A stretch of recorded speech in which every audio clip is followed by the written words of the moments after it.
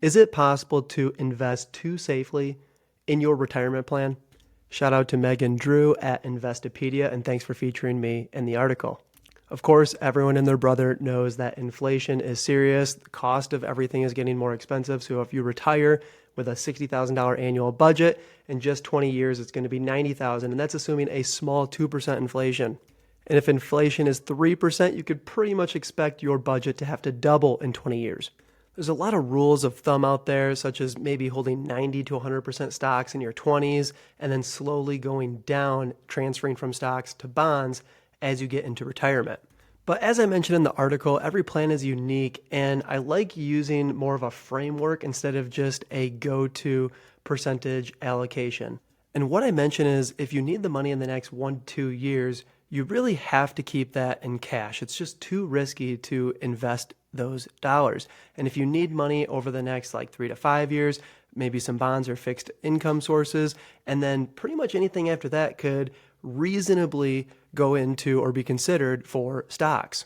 And this is the visual that I'll often use with clients. And we're talking about, does money belong on the first stair step, the second stair step, or potentially the third? And of course, if we're going to be investing in individual stocks, it's hard to know time horizons and what type of return you could expect. And the reason I put together these time horizons is because of of the returns of the market. So the market is only up about 54% of the time on a day-to-day basis.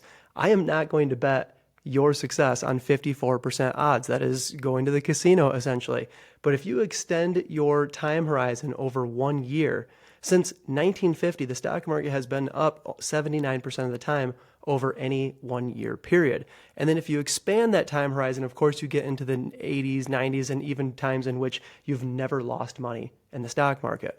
So your odds of success really start to become in favor when you give yourself a 5, 6, 7, 10-year time horizon to own stocks. And it's extremely important to understand what the client's spending needs are when you're putting together that type of portfolio. I mentioned that a lot of times advisors will do a Monte Carlo analysis and have an 85% chance of success. But there's a massive difference if the client is using these 2 years of withdrawals to just barely afford groceries, or if the client is easily being able to do that, plus their vacations, plus donations, and other things that might be able to be cut if they absolutely had to in the midst of a bear market. So if there's absolutely no spending that can be cut, it's likely that we may need to expand this just a little bit to increase that level of safety.